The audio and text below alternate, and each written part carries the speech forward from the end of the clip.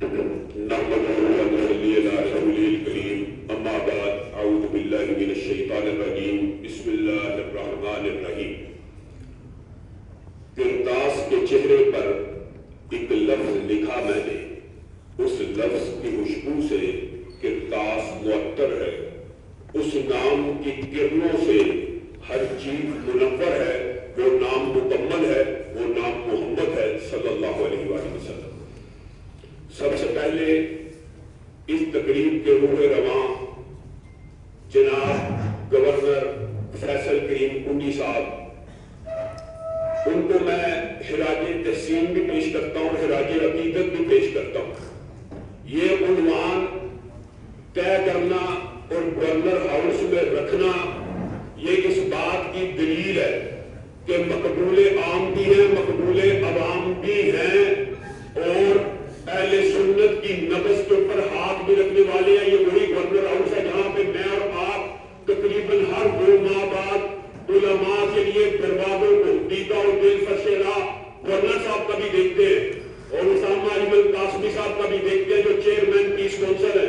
حقیقت بات یہ ہے آج اس مجلس کو سجانے میں بپا کرنے میں ان 2 صاحبین کا جو کردار ہے وہ بھی سنہرے حروف میں لکھا جائے گا۔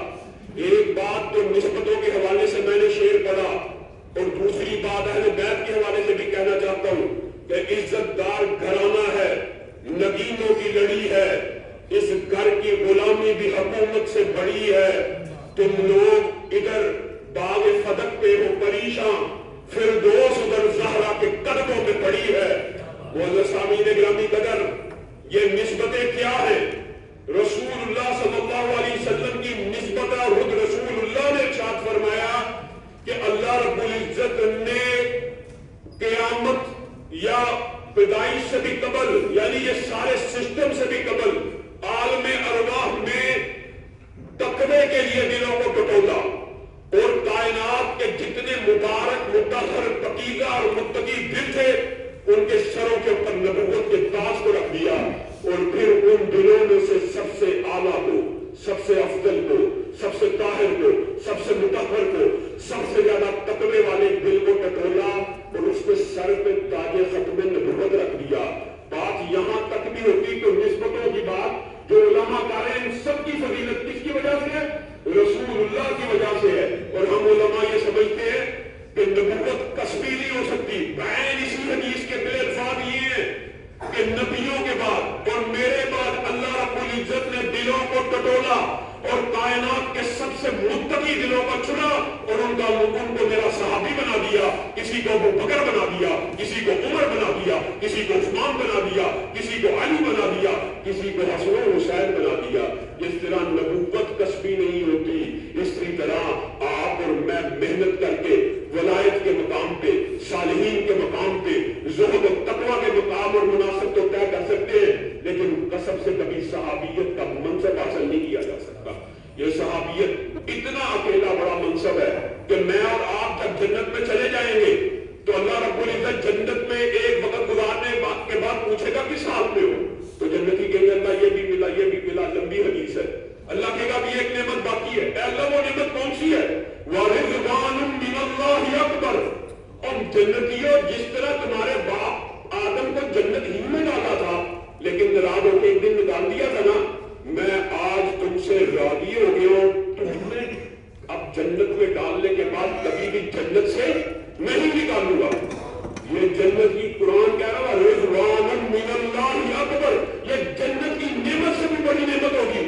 وہ نعمت جو جنتیوں کو جنت میں جانے کے بعد یہاں سے ہزاروں سال بعد حشر قائم ہونے کے ہزاروں سال بعد کوئی قبر میں عذاب بخش اپنے گناہوں کی مغفرت کروا رہا ہے، کوئی حشر کی سختیوں میں ہو سکتا ہے کوئی اللہ نہ کرے کہ ہم میں سے کوئی آگ سے اپنی سختیوں کی معافی کروائے، لیکن یہ تمام مدارج اور اقصا گزارنے کے بعد وہ رضوان من اللہ اکبر جو جنتیوں کو ہزاروں سال بعد ملنا ہے، وہ ٹائٹل اللہ رب العزت نے صحابہ کو زمین کی پشت کے اوپر دے دیا، رضی اللہ عنہم ورضوا عنہ۔ بتائیے وہ ٹائٹل جو جنتیوں کو آخر میں ملنا ہے وہ صحابہ کو زمین کی پشت کے اوپر ملنا ہے۔ میں آج درد دل کے ساتھ اہل سنت کے ایک ادنا طالب علم ہونے کے ناطے گورنر صاحب کے سامنے، آپ احباب کے سامنے ایک اپیل کرنا چاہتا ہوں، ایک درد دل رکھنا چاہتا ہوں، اور وہ درد دل کیا ہے؟ اللہ کی قسم میں اہل سنت کے نمائندے، مجھے یقین ہے یہ دیوبندی بریلوی بھائی میرے اس مطالبے کی تائید کریں گے. آج ہم گورنر صاحب آپ سے مطالبہ کرتے ہیں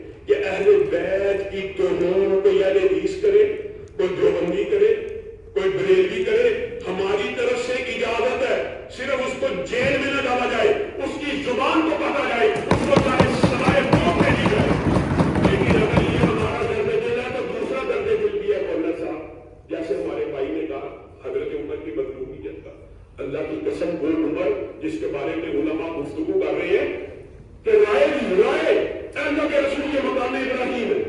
کاش یہاں پہ عبادت کا ایک انداز، اور ہمارے باپ ابراہیم نے یہاں پہ کھڑے ہو کے خانہ کعبہ بنایا تھا، اللہ نے آسمان سے آیتیں نازل کر دی وَاتَّخِذُوا مِن مَّقَامِ إِبْرَاهِيمَ مُصَلًّى. عمر تو نے خواہش کا اظہار کیا، تیرے رب نے وحی کو نازل کر دیا، پردے کی آیت نازل ہوئی، شراب کی حرمت کی آیت ہے. یہ حضرت عمر کی موافقات میں 19 مقامات ہیں قرآن پاک میں جو نازل ہوئے. وہ سیدنا عمر کی اگر توہین کر دی جائے تو گورنر صاحب ہمارا یہ بھی درد دل ہے. اگر اہل بیت کی توہین پہ اہل سنت راضی ہے کہ ان کو سزائے موت بھی دے دیا ہے تو میں ان ہاتھوں کو چومتا ہوں اور چوموں گا، چاہے وہ اہل تشیع کے ہوں کہ جو یہ بات لکھے کہ ابو بکر سے لے کے سیدنا امیر معاویہ تک اگر کوئی کسی صحابی کی توہین کرے گا اس کو بھی 10 سال کے لیے قید کی سزا ہوگی.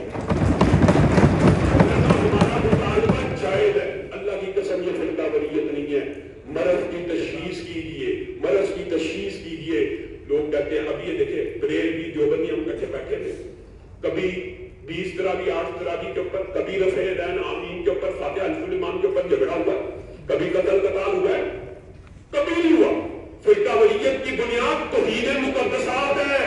قتل قتال ہوتا ہے کہ جس ابو بکر کے لیے میں جان نثار کروں، جس ماں عائشہ کے لیے میں اپنی عزت و حرمت کو قربان کروں، ان کی توہین کر دی جائے، ان کا پتلا حیدرآباد میں کھلا دیا جائے اور ہمارے سر پہ جو نہ رنگے. اصل میں فرقہ واریت کی بنیاد توہین مقدسات ہے. اللہ کی قسم. اور یہ بھی کہنا چاہتا ہوں اہل تشیع کو کہنا چاہتا ہوں، اللہ کی قسم اہل سنت کا نمائندہ ہونے کے ناطے میں کہتا ہوں سیدنا حسین کے قتل میں جو شامل تھا، جو اس پہ خوش ہوا یا اس میں ملوث ہوا یا اس پہ راضی ہوا، اس کے اوپر اللہ کی لعنت ہو. یہ اہل سنت کا عقیدہ ہے، یہ اہل سنت کا عقیدہ ہے. ہمیں کوئی حسین سے بغض نہیں. حسین بھی ہمارے ہیں، عمر بھی ہمارے ہیں، اور یہ حراج عقیدت ہے. ہر میں ایک مطلب میں پیش کرنا چاہتا ہوں. گورنر صاحب نے علماء کے لیے دروازے کھولے ہوئے، ہماری تجاویز کو سنتے ہیں، اس کے اوپر عمل کرتے ہیں. اللہ کی قسم عصر حاضر میں امن کے لیے، پیغام پاکستان کے لیے، اتحاد امت کے لیے یہ جو عنوان انہوں نے منتخب کیا، اس سے بہتر عنوان ہو نہیں سکتا کہ استحکام پاکستان بدلیہ عمر و حسین. اللہ رب العزت ان کو اس بات کی جزائے خیر عطا فرمائے. خدا کرے کہ میری اندر پاک پر اترے وہ فصل گل کہ جسے اندیشہ زوال نہ ہو.